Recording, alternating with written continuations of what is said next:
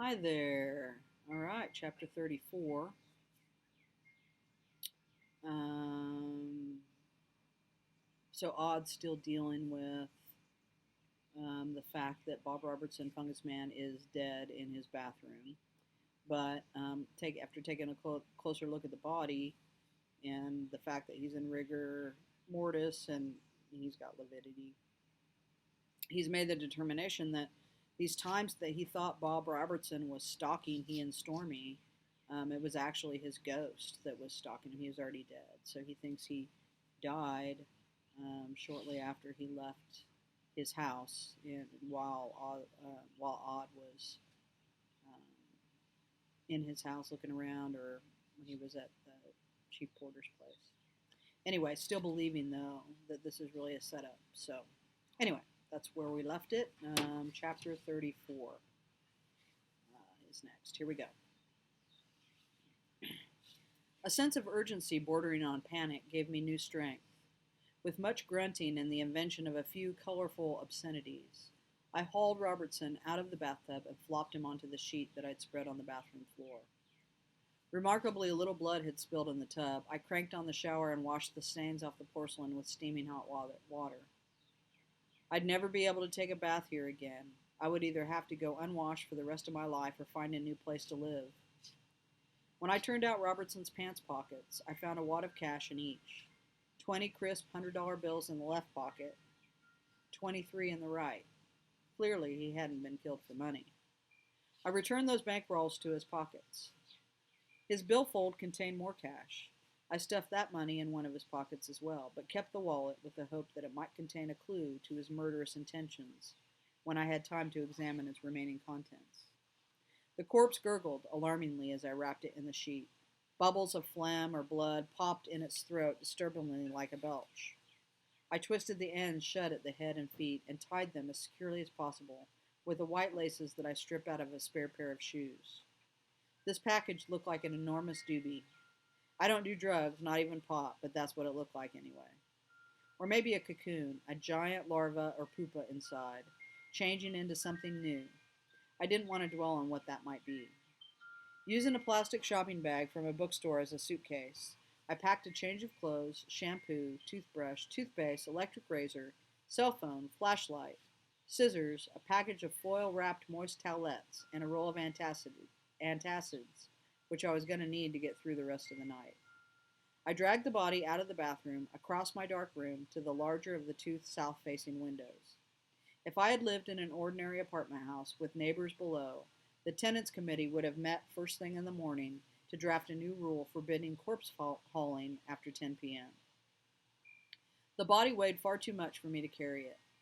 Tumbling it down the outside stairs would have been a noisy proposition, and a memorable spectacle if someone happened to be passing in the street at an inopportune moment. A half-sized dinette and two chairs stood in front of the window. I moved them aside, raised the lower sash, removed the bug screen, and leaned out to be sure I correctly remembered that the backyard could not be seen from neighboring houses. A board fence and mature cottonwood trees provided privacy. If a narrow line of sight between branches gave neighbors a sliver of a view, the moonlight alone didn't brighten the scene enough to lend credibility to their testimony in a courtroom. I muscled the sheet-wrapped cadaver off the floor into the open window. I shoved him out feet first because, though he was inarguably dead, I felt squeamish about dropping him on his head. Halfway out the window, the sheet hung up on a protruding nail head, but with determination, I maneuvered him far enough to let gravity take over. A drop from the windowsill to the ground measured 12 or 13 feet. Not far, yet the impact produced a brutal, sickening sound that seemed instantly identifiable as a dead body plummeting to hard earth from a height.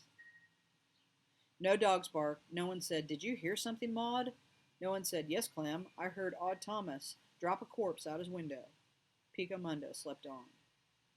Using paper towels to avoid leaving fingerprints, I plucked the pistol off the carpet. I added the gun to the contents of the plastic shopping bag. In the bathroom once more, I checked to be sure that I hadn't missed anything obvious during the cleanup.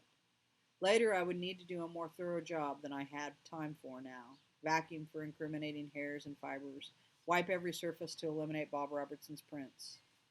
I wouldn't be helping the killer get away with the crime. By all indications, he was a cool professional who would have been too smart and too self-aware to have left fingerprints or any other evidence of his presence.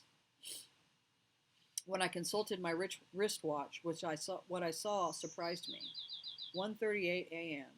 The night had seemed to be racing toward dawn. I'd thought it must be 2:30 or later. Nonetheless, time was running out for me. My watch was digital, but I could hear my opportunity for action. Tick, tick, ticking away. After turning off the bathroom light, I went to the front window once more, cracked the blind, and studied the street. If anyone was standing vigil, I still couldn't spot him. Carrying the shopping bag, I went outside and locked the front door behind me. Descending the steps, I felt as intensely watched as a Miss America contestant during the swimsuit competition. Although pretty much certain that no eyes were on me, I balanced a load of guilt that made me self-conscious. I nervously scanned the night, looking everywhere but at the steps in front of me. It's proof of miracles that I didn't fall and break my neck and leave a second body for the police to puzzle over.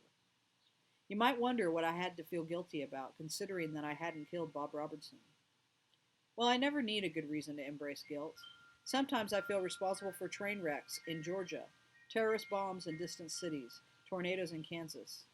A part of me believes that if I worked more aggressively to explore my gift and to develop it, instead of merely coping with it on a day-by-day basis, I might be able to assist in the apprehension of more criminals and spare more lives from both bad men and brutal nature, even in places far removed from Pico Mundo.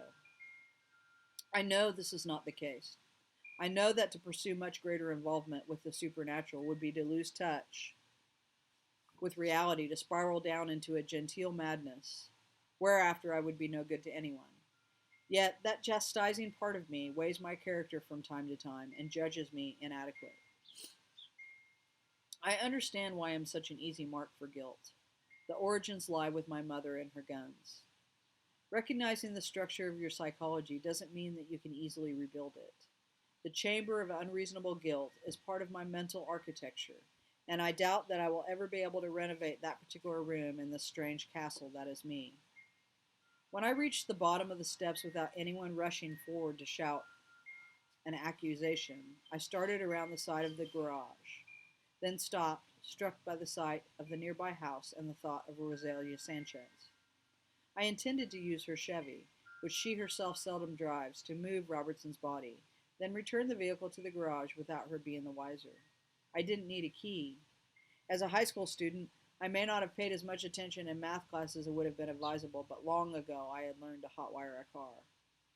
My sudden concern about Rosalia had nothing to do with the possibility of her seeing me at this nefarious bit of work, and everything to do with her safety.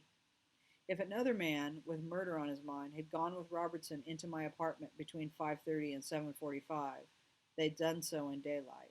Bright Mojave daylight. I suspected that the two men had arrived as conspirators and that Robertson thought they were engaged on a bit of nasty business aimed at me. Perhaps he believed they were going to lie in wait for me. He must have been surprised when his companion drew a gun on him. Once Robertson was dead and I'd been set up for murder, the killer would not have hung around to try on my underwear and sample the leftovers in my refrigerator. He would have left quickly, also in daylight. Surely he had worried that someone in the nearby house might have seen him entering with his victim or departing alone. Unwilling to risk a witness, he might have knocked on Rosalia's back door after he had dealt with Robertson. A gentle widow living alone would have been an easy kill. In fact, if he were a thorough and cautious man, he probably would have visited her before bringing Bob Robertson here. He would have used the same pistol in both instances, framing me for 2 murders.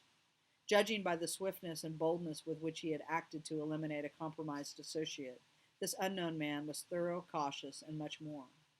Rosalia's house stood silent. No light shone at any of her windows, only a ghostly face that was, in fact, merely the reflection of the westering moon. All right, that was chapter 34. See you next time.